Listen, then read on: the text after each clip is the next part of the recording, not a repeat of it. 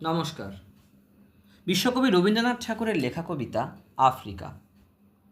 উদ্ভ্রান্ত সেই আদিম যুগে স্রষ্টা যখন নিজের প্রতি অসন্তোষে নতুন সৃষ্টিকে বারবার করছিলেন বিধ্বস্ত, তার সেই অধৈর্যে ঘন ঘন মাথা নাড়ার দিনে রুদ্র সমুদ্রের বাহু প্রাচী ধরিত্রীর বুকের থেকে ছিনিয়ে নিয়ে গেল তোমাকে। আফ্রিকা, বাঁধলে তোমাকে বনস্পতির নিবিড় পাহারায় কৃপণ আলোর অন্তঃপুরে। সেখানে নিভৃত অবকাশে তুমি সংগ্রহ করেছিলে দুর্গমের রহস্য, চিনছিলে জল স্থল আকাশের দুর্বোধ সংকেত।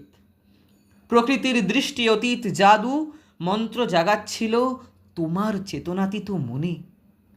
বিদ্রূপ করেছিলে ভীষণকে বিরূপের ছদ্মবেশে, শঙ্কাকে চাচ্ছিলে হার মানাতে, আপনাকে উগ্র করে বিভীষিকার প্রচণ্ড মহিমায় তাণ্ডবের দুন্দুভিনী নাদে। হায় ছায়াবৃতা, কালো ঘুমটার নিচে অপরিচিত ছিল তোমার মানব রূপ।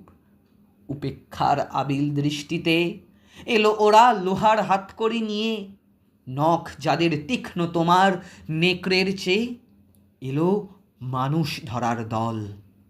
গর্বে যারা অন্ধ তোমার সূর্যহারা অরণ্যের চেয়ে, সভ্যের বর্বর লোভ নগ্ন করল আপন নির্লজ্জ অমানুষতা। তোমার ভাষাহীন ক্রন্দনে বাষ্পাকুল অরণ্য পথে পঙ্কিল হলো ধূলি তোমার রক্তে অশ্রুতে মিশে। দস্যু পায়ের কাঁটা মারা জুতোর তলায় বিভৎস কাদার পিণ্ড চিরচিহ্ন দিয়ে গেল তোমার অপমানিত ইতিহাসে। সমুদ্র পারে সেই মুহূর্তেই তাদের পাড়ায় পাড়ায় মন্দিরে বাজছিল পূজার ঘণ্টা। সকালে সন্ধ্যায় দয়াময় দেবতার নামে শিশুরা খেলছিল মায়ের কোলে। কবির সঙ্গীতে বেজে উঠেছিল সুন্দরের আরাধনা।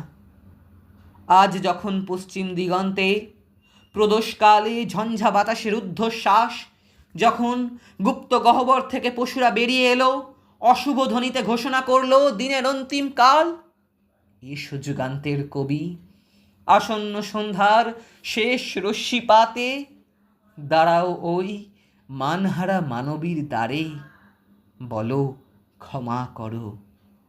হিংস্র প্রলাপের মধ্যে সেই হোক তোমার সভ্যতার শেষ পুণ্যবাণী। নমস্কার।